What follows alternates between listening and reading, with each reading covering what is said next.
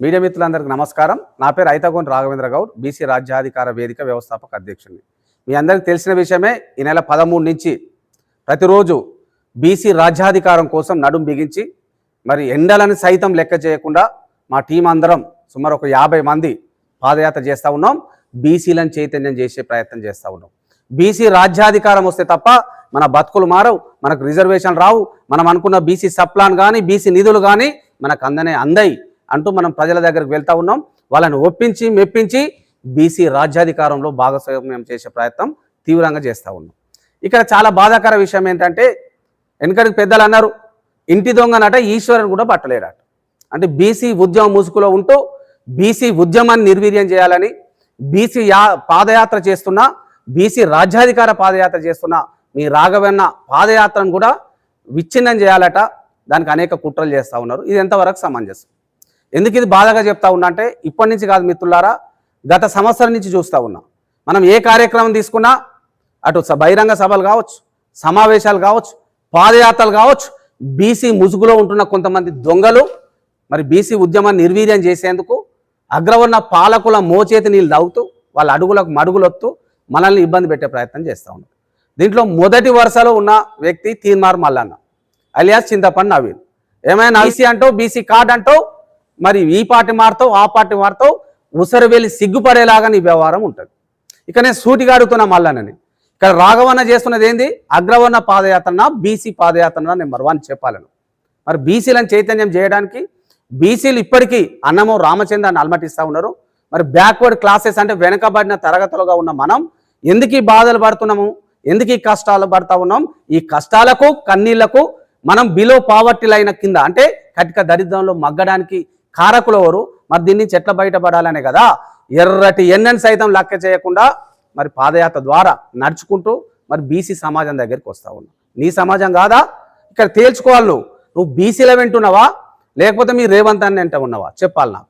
రేవంత్ రెడ్డి నా మనిషి, ఆయనకు నేను బీటింగ్గా నేను వ్యవహరిస్తున్నానంటూ నీ మిత్రులతో చెప్తున్నావటగా, మరి బహిరంగంగా చెప్పు, ఇబ్బంది ఏం లేదు మాకు. నేను అగ్రవర్ణ చేతిలో బందీని అయిపోయినా, వాళ్ళు వేసే ఎంగిలి మెతుకులకు ఆశపడతా ఉన్నా, అందుకే రాఘవన్న పాదయాత్రను విచ్ఛిన్నం చేసేందుకు ప్రయత్నం చేస్తున్నాను చెప్పు. నీ దొంగాటలకు నీ లంగాటలకు భయపడాడు మీ రాఘవన్న, నీకు కూడా తెలుసు అది. ఎందుకంటే గతంలో బీసీ యునైటెడ్ ఫ్రంట్ స్టేట్ ప్రెసిడెంట్గా నన్ను ప్రకటిస్తే, రాష్ట్ర అధ్యక్షుడిగా నన్ను ప్రకటిస్తే నీకు డబ్బులు ఇస్తా, నువ్వు రాఘవన్నని తీసేయాలి, లేకపోతే నీ కార్లు కొనిస్తా అన్నది నిజమా కాదా? నేను బీసీఎఫ్ ప్రెసిడెంట్గా ఉంటే బీసీఎఫ్ ప్రెసిడెంట్ని అన్ని బాధ్యతలు నేనే చూసుకుంటున్నా అంటూ నువ్వు విష ప్రచారం చేయించినవా లేదా? 1 2 సోషల్ మీడియా ఛానల్ ద్వారా. ఆ రోజు కూడా నువ్వు చెంప చెల్లు అనిపించేలాగా మన సోషల్ మీడియా టీం మొత్తం నాకు అండగా ఉంది. నువ్వు ఒక వీడియో చేపించి పెడితే వాళ్ళు 100లాది వీడియోలు చేపించి పెట్టడం వల్ల తోక ముడుచుకొని బయటికి పోయినావు. ఇక మనోడే కదా, ఎందుకు తిట్టాలి? మారుతాడు కదా. ఎందుకంటే కొంత అలవాటు పడ్డట్టు డబ్బులకు అందరు అన్నట్టుగా, మరి వాళ్ళ రేవంత్ రెడ్డి దగ్గరనో ఇంకోటి దగ్గర డబ్బులు తీసుకొని వ్యవహారం నడిపిస్తున్నట్టు ఎందుకన్నా లేనా ఓపిక పట్టిన, ఇక మారుతావు అనుకున్నా. మరి మొన్న పాదయాత్ర చేపట్టిన, కిలాషాపుల్లో చేపట్టిన, దాంట్లో ఒక వ్యక్తి నన్ను స్వాగతించినాడు, సన్మానం చేసినాడు. అన్న కాన్సెప్ట్ చాలా బాగుందన్న, ఈ కాన్సెప్ట్ని మన జనాల్లోకి తీసుకెళ్ళాలి, నేను నీ వెంట ఉంటే ఉట్టిన నైట్ దొంగల్లాగా మీ టీం వస్తారు. ఆయన మరి కిడ్నాప్ చేసిర్రా తీసుకెళ్ళిరా నాకైతే తెలియదు, కానీ తీసుకెళ్ళి లాస్ట్కు రాఘవన్న పాదయాత్ర పోవద్దు అంటూ నీ బ్యానర్లు వేయించుకునే ప్రయత్నం చేస్తావా? ఇంతవరకు కరెక్టే? మరి నువ్వు ఎట్లా బీసీ బిడ్డవైతే బీసీ రక్తం నీకు ఎట్లా ఉంది? అడుగా. పక్కోడు తప్పు చేస్తే పొలిమర దాంక ధర్మాలు, ఇంటివాడు తప్పు చేస్తే గాన్నే బొంద పెట్టాలన్నాడు. మరి నేను ఏడ బొంద పెట్టాలి బిడ్డ? మరి ఇంటి దొంగని ఈశ్వరుడు కూడా బట్టలేనన్న చందంగా నువ్వు ఇట్లా వ్యవహరిస్తూ ఉంటే నేను ఎక్కడ ఏం చేయాలో చెప్పాలి నాకు. ఇప్పుడు నేను మీ రాఘవన్నని, నీ అన్ననో తమ్మున్నో నువ్వు అనుకుంటే ఏం చేయాలి? బీసీ పాదయాత్రకు ఒక్కరోజైనా మద్దతు తెలిపినావా? మీ టీం వాళ్ళని పంపించినావా? రాఘవన్న పాదయాత్ర చేస్తూ ఉన్నాడు, మీరు కూడా వెళ్ళండి, అక్కడో ఇక్కడ ఉన్నారట, కానీ ఈ టీం ఎందుకు రప్పియలేదు? పోనీ చేస్తే మంచిగా చేయాలి, లేకుంటే మూసుకొని కూర్చోవాలి. మరి చేసేదాన్ని చెడగొడతా అంటే ఎట్లా? బీసీలో నోటికాడికి వచ్చిన కూడు రాజ్యాధికారం అనే కూడుని నువ్వు ఎవరికో అమ్ముడుపోయి నేను ఇబ్బందికి గురి చేస్తా, రాజ్యాధికారం రావద్దు, నేను ఇప్పుడు ఎమ్మెల్సీ అయినా రేపు మంత్రిని కావాలంటే ఎట్లా? నేను మంత్రిని చేస్తా కదా, నువ్వు రేపు రా, పక్కన కూర్చో, రాబోయే ఎన్నికలలో కలిసి పని చేద్దామని చాలాసార్లు నువ్వు రమ్మన్నావు, నేను రాలే, ఎందుకంటే నీ విధానాలు నచ్చాక. ఇప్పుడు నేను అడుగుతున్నా, రా, నీకు కావాల్సిన మంత్రి పదవి బీసీ రాజ్యం తీసుకొద్దాం. మన బీసీ ఇక్కడ కూర్చున్న అన్నలందరినీ ఎమ్మెల్యేని చేసుకుందాం, మన రాజ్యం వస్తే నేను చేస్తా. అది లేదు నీకు ఎంతసేపు. బీసీ ఉద్యమాన్ని నిర్వీర్యం చేయాలి, ఏదో ఒక సోషల్ మీడియా ఉంది కదా అని ఏది పడితే అది మాట్లాడుతుంటే నాలుకలు చెగదీరుస్తారు. ఏమనుకుంటున్నారు? నాలుకలు చీరేస్తారు బీసీ బిడ్డలు ఊరుకోరిగా.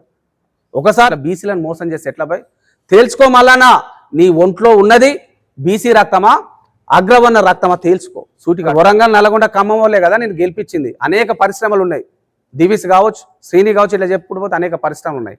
ఏ రోజన్నా ఒక రిప్రజెంటేషన్ ఇచ్చినవా? ఒక వినతి పత్రం అని సమర్పించినవా? అరే నాయన ఇక్కడ పరిశ్రమలు పెట్టున్నారు, కాలుష్య కుంపటిగా మా గ్రామాలను మారుస్తూ ఉన్నారు, మరి మా బిడ్డలకు ఎందుకు ఉద్యోగాలు ఇవ్వవు, నా కోట్లేసి గెలిపించారని అడగవైతే ఎందుకు? కాంగ్రెస్లో ఉంటూ సస్పెండ్ చేసుకున్నట్టు యాక్టింగ్ చేస్తూ రేవంత్ రెడ్డికి బీ టీమ్గా మారింది నిజం కాదా?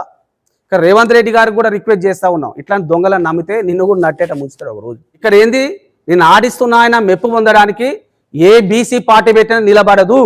బీసీలు పార్టీ పెడితే అధోగతి పాలవుతుంది. ఎవరు జాయిన్ కాదు, ఎవరు జాయిన్ కాదు బీసీ బిడ్డలు అని చెప్పడానికి నువ్వు పార్టీ పెట్టి తద్వారా ఏంది మల్లన్న లాంటి పార్టీ పెడితేనే ఏం బతికి బట్టగట్టలే. ఇక రాఘవన్న ఇంకా మిగతా వాళ్ళు పెడితే ఎట్లా అని ఒక చర్చ తెర మీదకి తీసుకురావడానికి ఇక్కడ అందరికీ చెప్తా ఉన్నా మీడియా సాక్షిగా. నమోదు అతను ఇంకా కుట్రలు చేస్తాం, ఓ నలుగురిని పంపిస్తాం అంటున్నావాటగా. నలుగురిని కాదు 4000 మందిని పంపి చూస్తాం, ఒక్క తన్ను దానుకుంటూ ముందుకు పోతాం. ఎందుకంటే ప్రజల నుంచి పుడుతుంది ఈ ఉద్యమం. ఈ రాఘవన్న ఉద్యమము, ఇంకో ఎల్లన్న ఉద్యమం, మల్లన్న ఉద్యమం కాదు, ఇది ప్రజా ఉద్యమం, బీసీల ఉద్యమం. ఇది బీసీల పాదయాత్ర, రాజ్యాధికార పాదయాత్ర. నీలాంటి వాళ్ళు ఎన్ని కుట్రలు చేసినా, ఎన్ని కుయుక్తులు పన్నినా, ఇంకా ఆగమాగం చేయాలని చూసినా ఆగమయ్యేది నువ్వే బిడ్డ, తెలుసుకో. ఎందుకంటే అబద్ధానికి వేగం ఎక్కువ ఉండొచ్చు, కుట్రలకు వేగం ఉండొచ్చు, కానీ చివరికి గెలిచేది ఏంటిది? నిజాయితీ. బాధే చెప్తా ఉన్నా. ఆ భగవంతుడు తనకు మంచి బుద్ధి ప్రసాదించాలని, బీసీ ఉద్యమకారునిగా మారాలని, నిఖార్సుగా పనిచేయాలని, ఈ దొంగ లంగ చేతలు మానుకోవాలని, బీసీ ఉద్యమాన్ని, బీసీ పాదయాత్ర నిర్వీర్యం చేసే కుట్రలు పంటలు చేసేలాగా చెంప చెలుమినిపించాలని ఆ భగవంతుని కూడా ప్రార్థిస్తూ నమస్కారం. జై బీసీ, జై బీసీ.